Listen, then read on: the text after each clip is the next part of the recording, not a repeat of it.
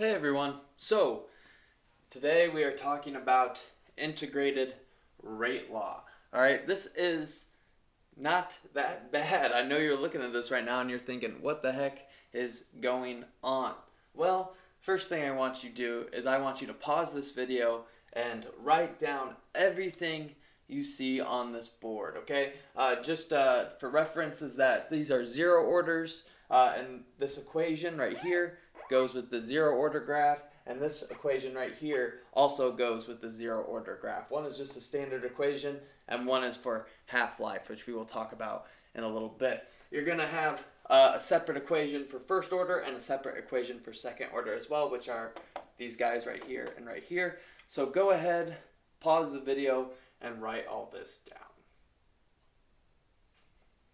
Alright, so now that you've written all this down, let me explain integrated rate law.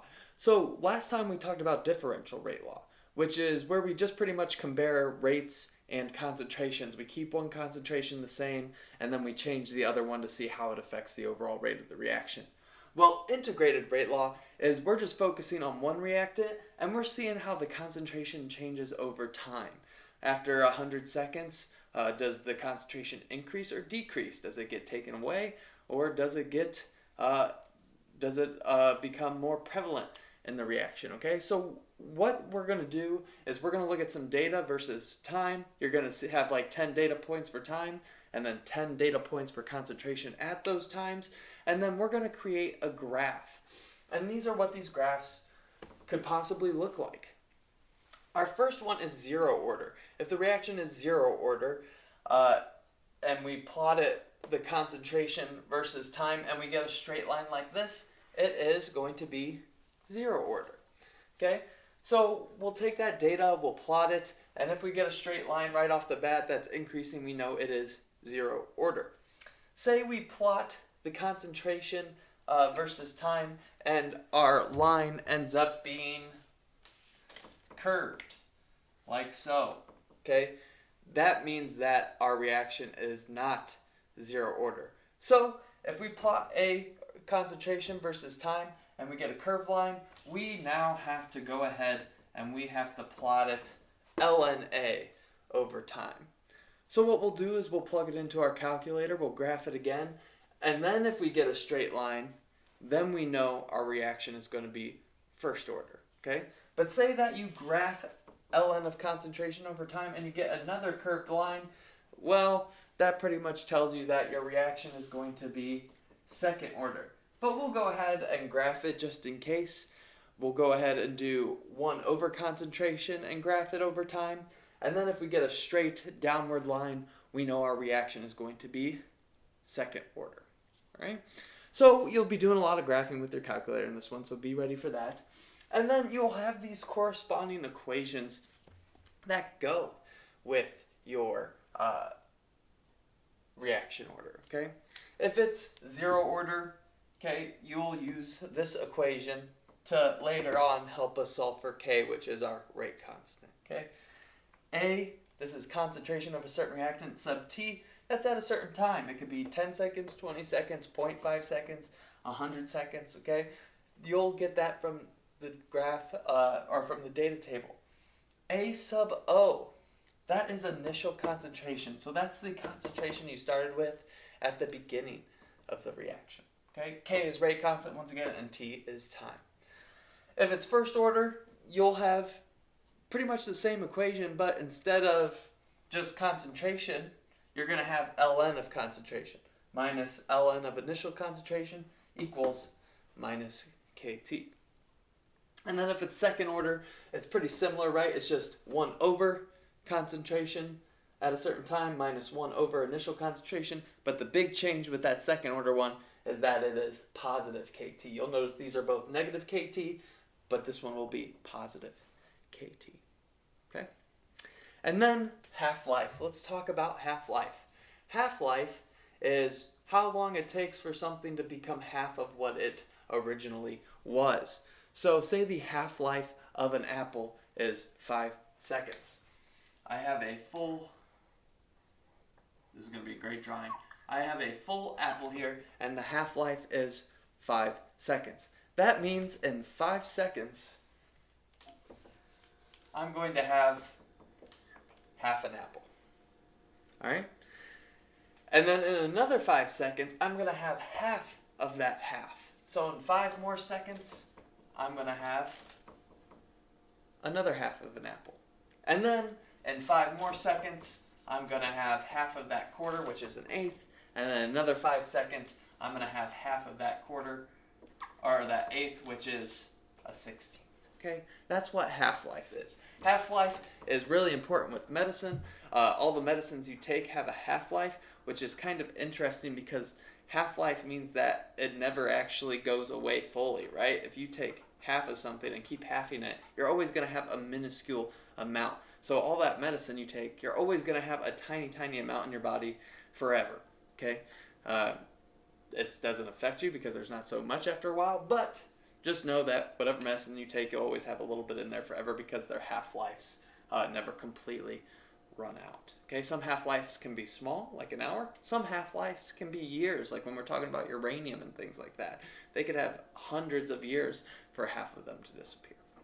Okay, so this is all our information. So let's go ahead and let's actually put some of this information to use so we could get a better grasp of what we're talking about here. All right, everyone, so here is our first example. So what they'll do is they'll give you a chemical equation up top, and then they'll give you some data right here. As you can see, this is concentration of N2O5 versus time. And what they're going to be asking you is they're going to be asking you to determine the order, find the rate log K, find the half-life, and determine the rate law. All right? So what we'll do is we see that it's a concentration versus time data table. So that means I got to use my integrated rate law. So I'm going to be getting my calculator out to help me figure this out. And to help you figure this out and to work this calculator, I have put the directions right over here. Feel free to write these down because you're going to be doing this a lot. It's time consuming, but it's just the way it's got to go. Okay? So directions here. What I'm going to do is I'm going to graph this data I have here. So what I'm going to do is I'm going to hit the stat button on my calculator, which for me is right here next to my arrow. So I'm going to hit stat, and you will see a sign like this. And we are going to go to step number 2 right over there in the corner, which is edit. So I'm just going to hit enter. And what you're going to see here is you're going to see some data that you could put in your list right here. I've already put my data in, but we are going to do that for step 3. L1 is going to be our x-axis, which is our time, okay? And L2 is going to be our y-axis, which is our concentration. So as you can see, in L1, I have put my time in there, and in L2, I have put my concentrations in there. So go ahead and do that so that you can determine our order here. And after you do that, we are going to go ahead and we are going to move on to step 4, which is hitting second, so this yellow button, and then Y right here on the top. So I'm going to hit second Y. And then that's going to take you to a screen that looks like this. Okay, this is your stat plot. So what you should see is you should see that on stat plot 1, it should be on. Okay, yours is probably off. So what you'll have to do is you'll just have to hit enter, and it'll bring you to this screen right here, and that's where we get moved on to number 5. So as you can see, for number 5, let's get this just right. I have turned my stat plot on where that is flashing. The type, I have made it the solid line, and then I'm just making sure that my X list and Y list are L1 and L2. You don't have to worry about the mark. So as you can see, I got my stat plot on, my type is that solid line, and then my X list and my Y list are L1 and L2. And after I have that, I'm going to hit graph, which is right here. All right, and you might get, you might get something weird that looks like this, and you're like, there's nothing there. Okay, that's where we go ahead and we go to the zoom button. And then we're going to move on down till we find zoom stat. That's going to zoom in on that stat plot that we just put in there in list 1 and list 2. And we're going to hit enter. And now you got this nice stat, or this nice curved line here, okay? So we just graphed that in terms of zero order. It was just regular concentration to regular time, and it gave us a curved line. Now, if that line was straight, I could say that is zero order, but it is not straight, it is curved. So it's got to be either first order or second order. So now guess what we got to do? We got to go ahead and we got to change those concentrations in our lists to ln concentration, right? Now we're going to check first order. And if you remember, first order is ln of concentration over time. So let's go ahead and put that in our stat plot. So we're going to hit stat once again. We're going to hit edit. And now, instead of just putting in the regular concentration, I'm going to put in ln of all those concentrations. So ln of 0, enter. Hold on. I forgot to put the parenthesis. Or ln of 0.1, sorry, for our first one. ln of 0.1. Then I'll hit enter. And then I'm going to do ln of 0.07. And then I'm going to hit enter. And then I'll do ln of 0.05.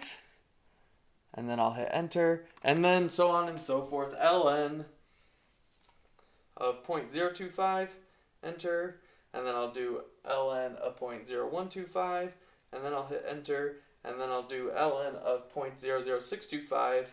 And then I'll hit enter. And the nice thing here is that after you put that in, we've already set our settings for everything. So we should just be able to hit graph.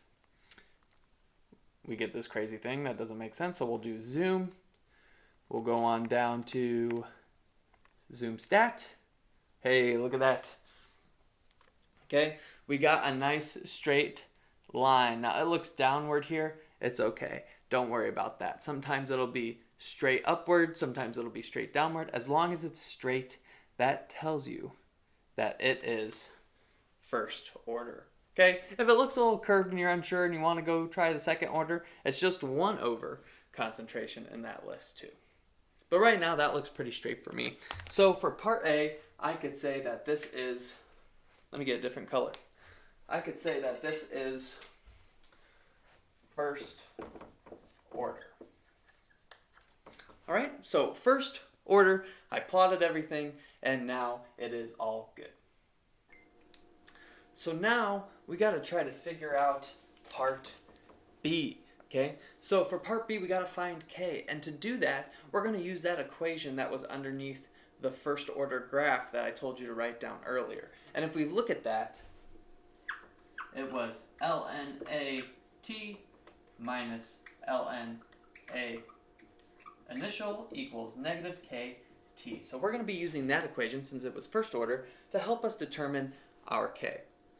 This time here, concentration, you could pick any of these times as long as it's not the initial time. That initial time we're going to be using for our initial concentration there. Okay, so let's go ahead and let's just pick our second data point of time 50, and let's start plugging in this stuff. So ln at A50 was 0.07. You could plug in 0.05, but I just decided to use the second one for simplicity's sake. So that's going to be ln of 0.07 minus ln of my initial concentration, which here at time 0, my initial concentration was 0.1. Okay, be careful. Sometimes your initial time won't be 0. Sometimes it'll be 25. That means whatever concentration they give you is not the initial concentration. Okay, it is only initial concentration if they give you time 0. But if they give you like time 25 as your starting concentration or your starting time, they'll give you initial concentration somewhere else in the problem. Okay, so just be aware of that, making sure that if the time 0, then you could use it for initial concentration. If it's time like 25, you can't use that as your initial concentration. Okay, so we got ln initial and then minus K, we don't know, but T is just whatever concentration we decided to use. So it was 0.07, so at that time it was 50, so our T is going to be 50. And now it's just plug and chug, right? I'll take ln 0.07 minus ln of 0.1, and I will get negative 0.357 equals negative k 50. I gotta solve for k, so I'm gonna divide by negative 50 from both sides. And you should get something along the lines of 0.007. So k equals 0.007. But we are going to need proper units, okay? It's the same as differential rate law. Differential rate law, if it was zero order, there was no units. If it was first order, the units were s to the minus 1. If it was second order, it was s to the minus 1, m to the minus 1. But remember, we determined this as first order, so our units are going to be s to the minus 1. So we found k, 0.007, s to the minus 1. We got part A, we got part B. Now we got to look at half-life. Well, luckily, they gave you an equation for half-life. Now, on the AP exam, the only half-life equation they give you is the first order half-life equation. So they won't ask you half-life equations for zero order and second order. But I'm just going to throw them in there every now and then just so that we know how to do it. But anyway, we got to figure out half-life. And if you look at what you wrote down earlier, the half-life equation for a first order reaction is 0.0693, I think, or 0.693. I think it's just over k. I don't have that memorized, so I'm going to look it up in my notebook. Yes, it is just over k. Okay, luckily they give that to you on the equation sheet. Okay, I don't expect you to memorize it because I don't memorize it either. So anyway, we got 0.007 k. Well, now we just got to plug that in to figure out the half-life. And honestly, you could probably figure it out for yourself, right? Because let's look at this. Our concentration was 0.1. Well, half of it was gone at 0.05. Well, how much time elapsed? 100 seconds. So you could figure it out sometimes from the data, or you could figure it out from the half-life equation. Well, guess what? Either way, it is roughly the same thing. Since we rounded a little bit, it won't be exactly 100, but in our case, it ended up being 99 seconds. Totally fine.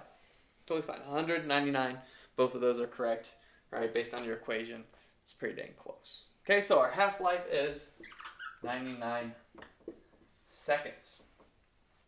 And the last one is going to be determining rate law.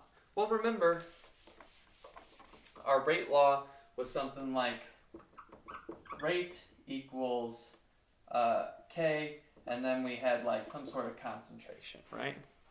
Something along those lines.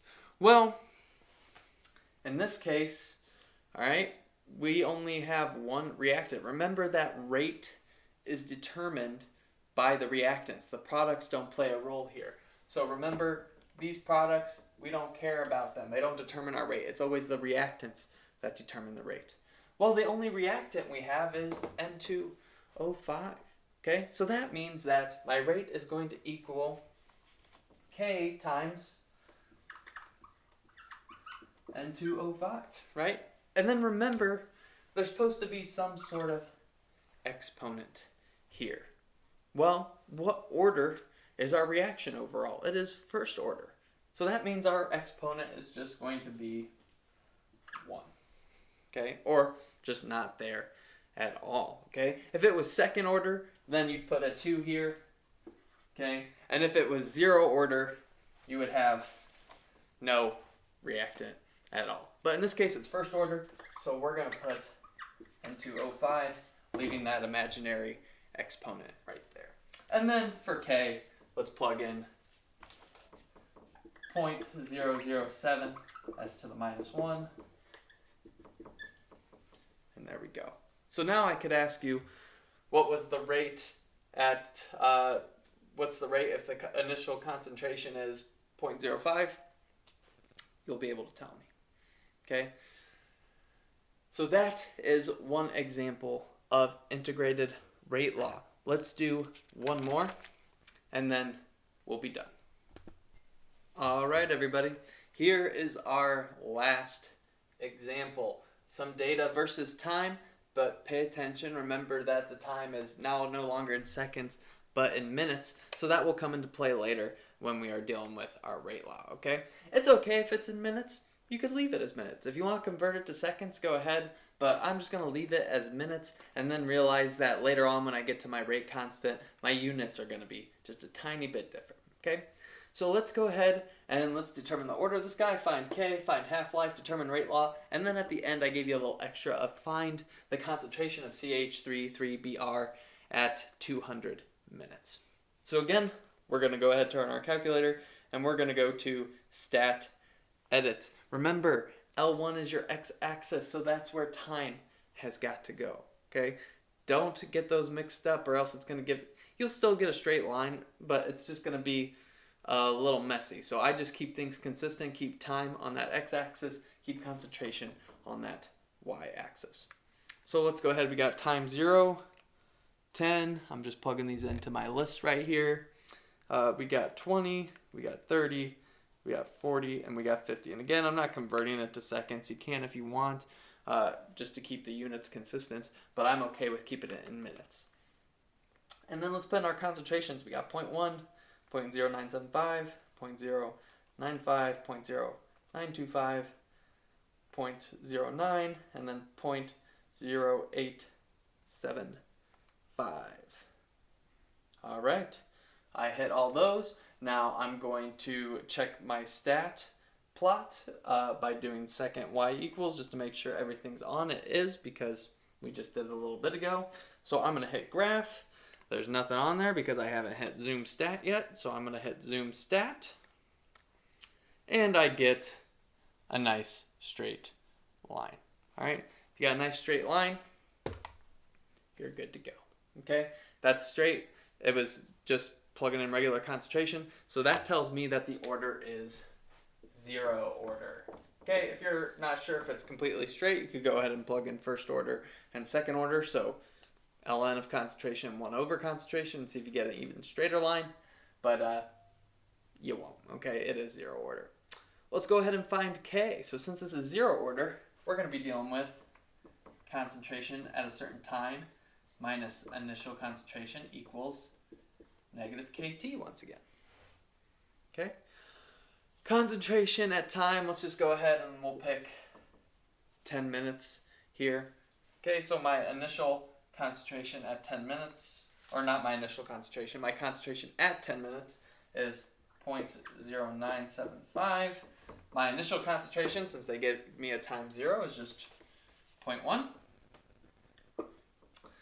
Negative K I don't know, but my T is going to be 10 minutes. I'm just going to go ahead and straight up solve for this. You should be able to do this algebraically as well. 0.0975 minus 0.1 divided by negative 10 gives me 2.5 times 10 to the negative 4th. And here you don't really have to worry about units because it's 0 order, so there are no units, right? If this was first order, our unit would just be MIN to the minus 1, right? If it was second order, it'd be minutes to the minus 1, molarity to the minus 1. But once again, this is 0 order, so there are no units on your K. So we'll just do 2.5 times 10 to the negative 4th and leave it as such. Now we need to find the half-life of this, which, again, you should have that equation written down. The half-life for equation for a 0 order equation is your initial concentration over 2 times K. All right, initial concentration was 0.1. K was 2.5 times 10 to the negative 4th. Let's go ahead and put that in our calculator and see what we get. 0.1 divided by 2 times 2 0.5 second e to the negative fourth, 200. 200 minutes. Okay? So my half-life is 200 minutes. Okay? Remember, it's not 200 seconds, it's 200 minutes. Remember your units. So in 200 minutes, half of that concentration will be gone. Determine the rate law. Okay? Remember, since it's zero order, the concentration of this guy doesn't matter. So our rate law is just going to be rate equals our K, which is 200. So that's our rate. Our rate is 200.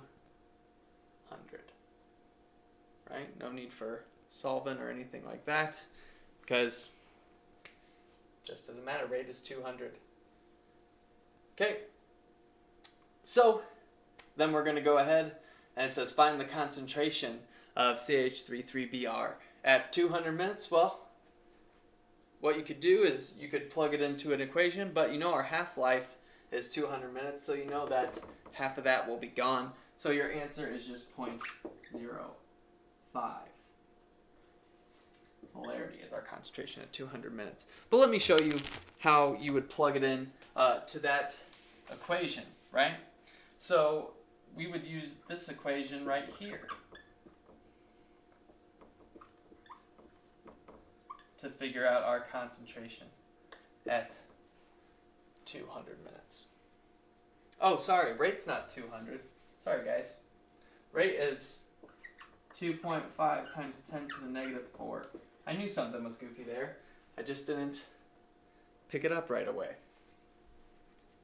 Right? Because our K is 2.5 times 10 to the negative 4th, okay? So I know you're probably have visual confusion right now, but yeah, our rate is K. I put the half-life in there. Sorry. Okay, rate is 2.5 times 10 to the negative 4th. Okay. Sorry about that, guys. So anyway, let me show you how we'd find E if it wasn't so nice as to give us the half-life. All right, let's go ahead and plug in A at 200 minutes, which we don't know. That's what we're looking for. My initial concentration was 0.1. My K is 2.5 times 10 to the negative 4th, and my time is 200 minutes. And you could plug in anything. You could plug in 60 minutes, you could plug in 1,000 minutes, okay, and it'll tell you. So what we're going to do now is we're just going to solve for that guy by doing a little bit of algebra. So we'll do 2.5 e to the negative 4th times 200, which gives me 0.05 or negative 0.05. And then I'm going to add 0.1 to the other side. And guess what? We get 0.05 as our molarity at 200.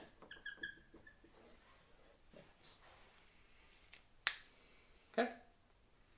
So if I gave you something different like 250 minutes, all you got to do is plug in 250 there and you'd get your answer. All right, so that is integrated rate law. All right, make sure that you are trying out the practice, you know how to work this in your calculator, and reaching out if you have any questions, guys. That's it. Have a good day.